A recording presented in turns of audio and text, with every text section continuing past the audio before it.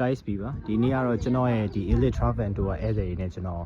နေရာလေးတစ်နေရာရောက်နေပါတယ်ဧည့်သည်တွေကတော့ Seoul City Tour ယူလာတာပေါ့နော်အဲ့တော့ဒီနေ့ဒီပိုင်း Onpyeong Korean Village လို့ခေါ်တယ်ပေါ့နော်ဒါကတော့ City Tour ရဲ့ first location လေးပါ Onpyeong Village ကတော့သူတို့ကရိုးရာပုံစံမဟုတ်ဘဲနဲ့ပေါ့နော်သူတို့ရဲ့ Korea style architecture ပုံစံလေးစောက်ထားတော့ကြည့်ရတာအရန်လှပါတယ် Instagrammable ဖြစ်လို့ဓာတ်ပုံရိုက်လည်းအရန်လှပါတယ်အခုကတော့ကျွန်တော်တို့ first location ပြီးသွားလို့နေ့လည်လာတော့ဆိုင် special menu ကတော့မြောက် Korea style ခောက်ဆွဲအေးရောင်းတဲ့ဆိုင်မှာစားလို့ကောင်းတဲ့အပြင်လုံးဝ authentic မြောက် Korea style ကိုလုပ်ပေးတာ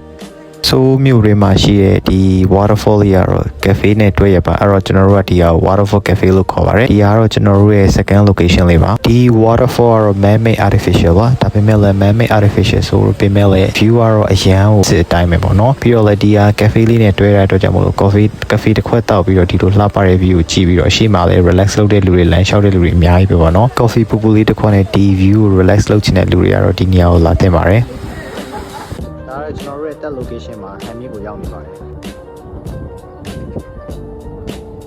Seoul City ရဲ့ iconic အဖြစ်ဆုံးနေရာဆိုရင်လည်းဟန်မြစ်ကတော့မမဘူးပေါ့နော်အဲ့တော့ကျွန်တော်တို့ဟန်မြစ်ကိုလာဖို့အကောင်းဆုံးအချိန်ကတော့ကျွန်တော်တို့နေမဝင်ခင်လေး၄နာရီကနေပြီးတော့နောက်ပိုင်း9နာရီခွဲလောက်ထိပေါ့နော်အဲ့အချိန်ကတော့အကောင်းဆုံးအချိန်ပါပဲဟန်မြစ်လာရင်တော့အများဆုံးကတော့စပိန်စီးကြတယ်လမ်းလျှောက်ကြတယ် picnic ထွက်ကြတယ်ပေါ့နော်ဒါပေမဲ့ဟန်မြစ်ရောက်ရင်ကျွန်တော်တို့မလုံးမနေရ must thing to do ကတော့တစ်ခုရှိနေပါတယ်ခောက်ဆွဲပြုတ်ရဲ့ကြက်ကြော်ရဲ့ liquor ရဲ့ပါကျွန်တော်ရဲ့ဧည့်သည်တွေလည်းသူတို့ရဲ့ပျော်ရွှင်စရာ moment တွေကိုဖန်တီးပြီးတော့ဟန်မြစ်ရဲ့ experience ကိုလည်းသူတို့ခံစားနေပါတယ်ဟန်မြစ်မှာနွေရသည်ဆိုအခုလို activities တွေလည်းလုပ်လို့ရပါတယ်